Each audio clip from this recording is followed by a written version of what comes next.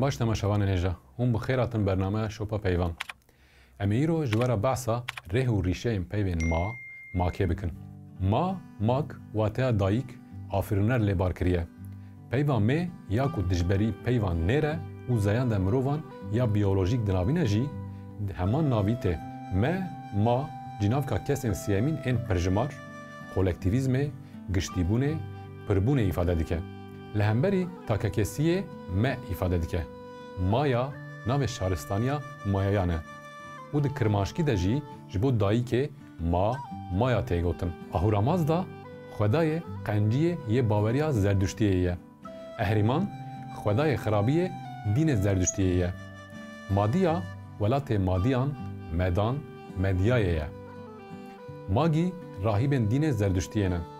Mazdek pêşeng û şoreşgerekî zerdüştiyê ye ku komûnalîteyê diparêze.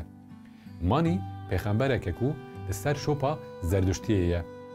Mar sembola nûbûn û jiyana bêdawî, nemiriyê, sembola tip û nûjdariyê ye.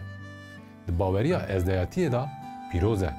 Jin bi taybetiya xwe ya welêdîn û jiyan afirandinê, zayînê berdewamiya jiyanê temsîl dikin. Ji bo mar mîna sembola makê hatiye qebûl kirin. Li ser dîwarên bawergeha êzdiyan, laleşê hê ji wêneyên wê hene. Her wiha xirabreşk û newala çorî gelek sembolên mar ên li ser keviran hatine xêzkirin derketin holê. Efsaneya Şahmaranê li Kurdistanê bi nav û deng e. Şahmaran ji bo mar û marov, mirov zirarê nedin hev fedekariyê dike. Wekî dayîk ji bo parastina zîndewaran fedekariyê dike. Ev peyva aryanîka xas di gelek zimanên arî da hê jî tê parastin. Meh, mûn, mûv sembola xwedawenda ye. Manastir ciyê komûnalîteyê ye. Çanda dayîk salariya komûnal didomîne. Mason dayîk e. Son jî zarok e û ew peyv tê wateya zarokên dayîkê. Tarîqetekî xwedî kozmolojiyekî mîstîk e.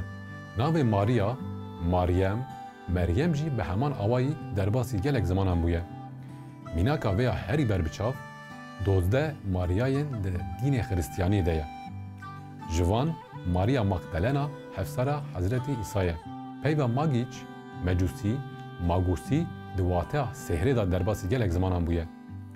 Berê rahîbên Magî wekî sehrbazan da hatin qebûl kirin. Navê wan wekî peyva sehrê derbasî zimanên din bûye. Hin caran jî ev peyv di wateya pîrebok, cadî de tê bikaranîn. Lê bingeha xwe jî rahîbên zerdüştî yên Magî digirin. Ev nav heta bajarê kevnareyê Marî diçe. Ev bajarê di sala 1934 de ji hêla arkeologê Fransî Andre Perot ve hatiye dîtin. Wekî çavkaniya dîrokê ye. Li gorî daneyan dîroka bajar heta 5000 sal berî zayînê diçe. Gelek kevnareyên dîrokî, bawergeh, tablet û pêker hatin dîtin. Bawergeh ji bo îştar hatiye çêkirin. Peyva îştar jî ji Kurdî derbasî zimanê din bûye. Îro jî mîna stêrk di Kurdî da tê bikaranîn. Ev peyv di gelek ferhengan de wekî peyveke aîdê zimanê îbranî tê nirxandin. Lê tu îzaha wê nayê kirin. Tenê mîna jina ji îbadetê hez dike derbas dibe. Lê rastî ew e ku me li jor bilêv kiribû.